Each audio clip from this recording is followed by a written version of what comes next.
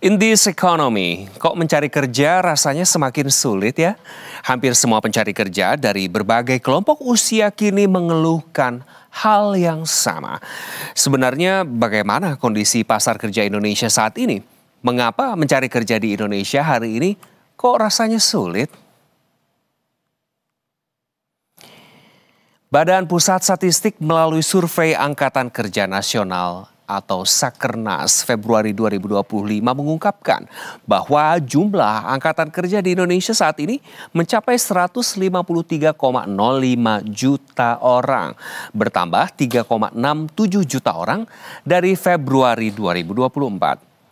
Di antara jumlah tersebut, 145,77 juta orang, Bapak bisa saksikan di layar di belakang saya dan juga di layar kaca Anda bahwa orang-orang tersebut termasuk penduduk bekerja naik 3,59 juta dibanding Februari 2024. Sedangkan lapangan usaha yang paling mengalami peningkatan tertinggi adalah perdagangan besar dan eceran, reparasi dan perawatan mobil, dan sepeda motor yang mencapai 0,98 juta orang. Kalau lihat dari data ini, seperti tidak ada masalah ya kan? Tapi kita lihat angka pengangguran di tanah air.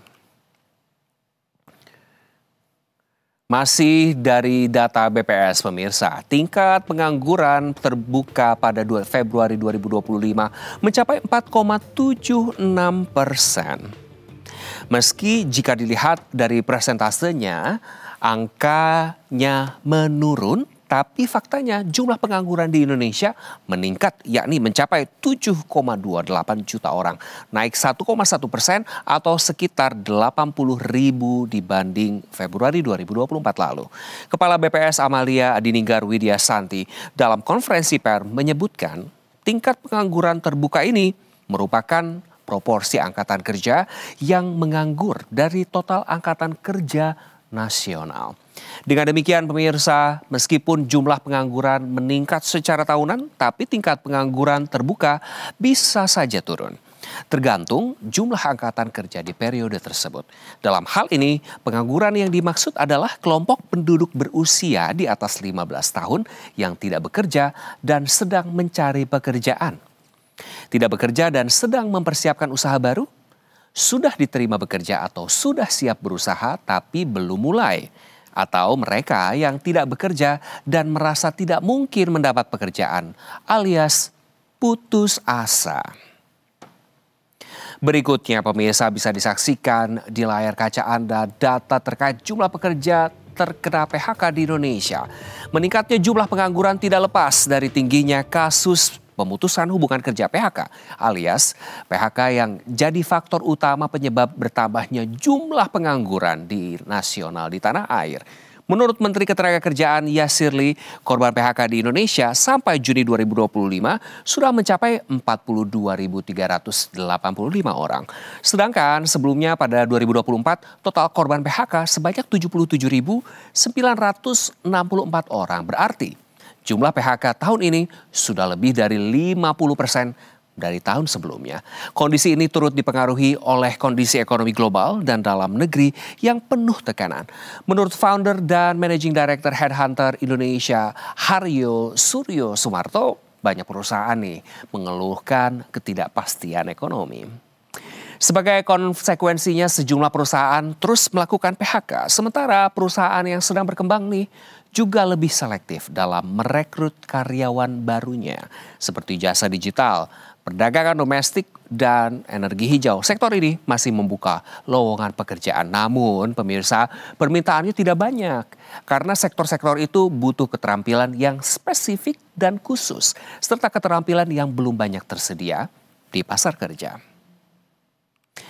Dan pemirsa, lantas apa yang dilakukan pemerintah?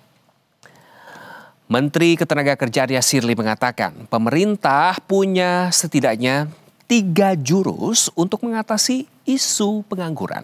Pertama, pekerjaan rumah pemerintah untuk menciptakan lapangan kerja. Tugas ini menjadi tanggung jawab berbagai kementerian teknis. Kemenaker sendiri akan secara aktif berdiskusi dan mendorong kementerian lain untuk memperbanyak lapangan pekerjaan. Saat ini yang sudah diajak berdiskusi untuk menggenjot penciptaan lapangan pekerjaan adalah Kementerian Pertanian dan Kementerian Perindustrian. Kedua, mengadakan program pelatihan kerja yang menggabungkan pembelajaran praktis dengan pengalaman kerja langsung atau apprenticeship, di mana kompetensi dan keterampilan yang disasar menyangkut teknologi digital yang berguna untuk masa depan. Ketiga, pemirsa, bisa disaksikan selanjutnya adalah program kewirausahaan. Sejauh ini program tersebut akan dimasukkan ke Satuan Pendidikan Tinggi agar angkatan kerja muda yang telah lulus memiliki keterampilan berusaha.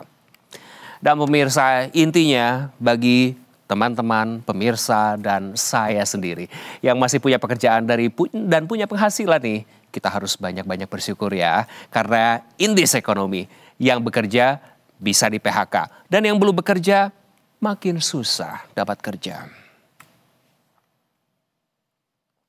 Tanah Air juga mengumumkan pengurangan karyawannya. Meski hanya tersedia 50 posisi lowongan pekerjaan, jumlah pelamar yang datang lebih dari 1.000 orang.